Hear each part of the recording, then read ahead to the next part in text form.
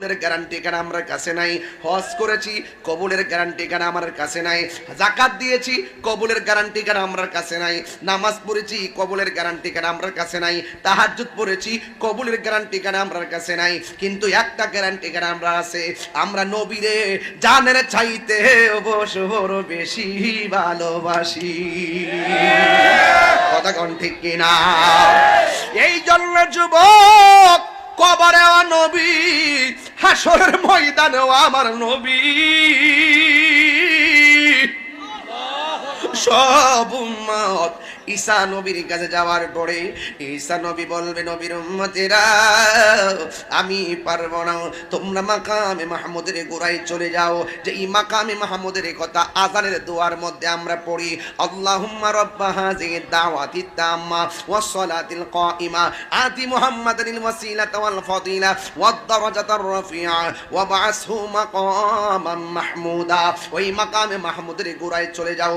কোরআনের মধ্যে আবার এসেছে, আকিমিস সালাতা লিদুলুকি শামসি ইলা গাসাকিল লাইলি ওয়া কুরআনাল ফাজর ইন্না কুরআনাল ফাজরি কানা মাশহুদা ওয়া মিনাল লাইলি ফাতাহাজ্জাদ বিহি নাফিলাতাল লাক আসা আইয়া বাসাকা রাব্বুকা মাকামাম মাহমুদা।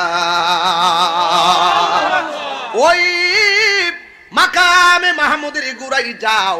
এবার সব উম্মতেরা দৌড়াইয়া যাবে, যেখানে সব নবীরা ডান বাম হইয়া নাফসি নাফসি বলে কান্দে। ওই কঠিন মুসিবতের সময় আমার নবী, আপনার নবী সাজদার মধ্যে পয়রা পয়রা উম্মতি উম্মতি বলে কাঁদতেছে। আমার নবীর উম্মতেরা গিয়ে বলবে, ইয়া রাসূলুল্লাহ, আপনি আমাদেরকে সাহায্য, আপনি আমাদেরকে সুপারিশ করুন। কিন্তু আল্লাহর হাবিব মাথা মোবারক তুলবেন না। মৌলভী বাজারের বাবা, ও মোস্তফাপুরের বন্ধু, নবী মাথা মোবারক তুলবেন না। আল্লাহ যখন দেখবেন উম্মতের কণ্ঠ শূন্যও, নবী মাথা মোবারক তুলবে না। কিন্তু তখন আমার আল্লাহ রাব্বুল আলামিন আমার নবীর একটা ডাক দিব, ইয়া মুহাম্মদ ইরফা রাসাকা, হে নবী আপনার মাথা মোবারক তুলুন। ইরফা রাসাকা, আপনার মাথা মোবারক তুলুন। ওয়াসাল তুতা, আপনি আমার কাছে চান, আমি আপনাকে দিব। ওয়াশফাতু শাফা, আপনি আমার কাছে সুপারিশ করুন, আমি আল্লাহ আপনার সুপারিশ কবুল করব।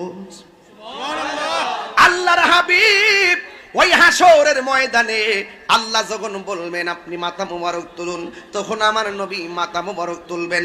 তোলার পরে দেখবেন বাবা, এক শ্রেণীর মানুষের গায়ের ভিতরে জাহান্নামের শিকল দিয়া বাইন্ডিং করে রাখছে, জাহান্নামের আগুনের শিকল দিয়া বডির মধ্যে বেঁধে রাখা হয়েছে।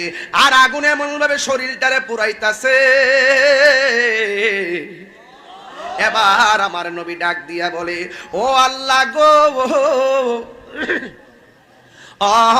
আল্লাহ, এই লোকগুলাকে গো, যাদের গায়ের ভিতরে জাহান্নামের শিকল দিয়া আযাব দিতেছে, মোস্তফাপুরের যুবক, পাগুলো আমার সামনে দিন, আমি আপনার পায়ের মধ্যে টুটটা লাগায় বইলা দিয়া যায়, জীবনে কোনোদিন মা বাবার মনে কষ্ট দিয়েন না। একটাবার খেয়াল করে দেখেন হাসরের ময়দানে সুদকুরির কি অবস্থা, একটাবার খেয়াল করে দেখেন মা বাবার মনে যারা কষ্ট দিবে তাদের কি অবস্থা। একটাবার চিন্তা করে দেখেন যারা বেপরদায় চলবে তাদের পাগুলা গাছে বাইন্দা মাথা ঝুলাইয়া ঝুলাইয়া আগুনের লাঠি দিয়া বাইরেইব। একটাবার খেয়াল করে দেখো কিছু কিছু মানুষ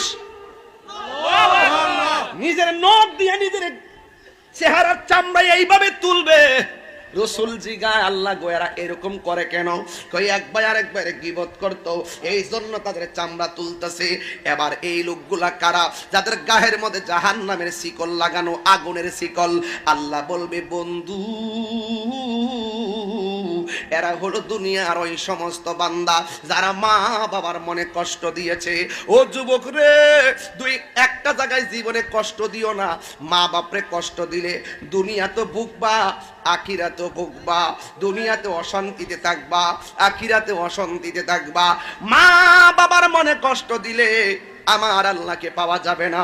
এই জন্য যুবক, আল্লাহ রাব্বুল আলামিন বলেছেন, ওয়া কাদা রাব্বুকা আল্লা তা'বুদু ইল্লা ইয়াহু ওয়া বিল ওয়ালিদাইনি ইহসানা। চিৎকার মেরে কন্যা সুবহানাল্লাহ। আল্লাহ বলছেন তোমাদের উপরে ইবাদত করাকে আবশ্যক করে দেওয়া হয়েছে। আর তোমরা মা বাবার সঙ্গে ভালো ব্যবহার করো। যদি ভালো ব্যবহার না করেন, আপনি মনে করছেন একটু প্যারাসিটামল কিনা দিলে হক আদায় হয়ে যাবে।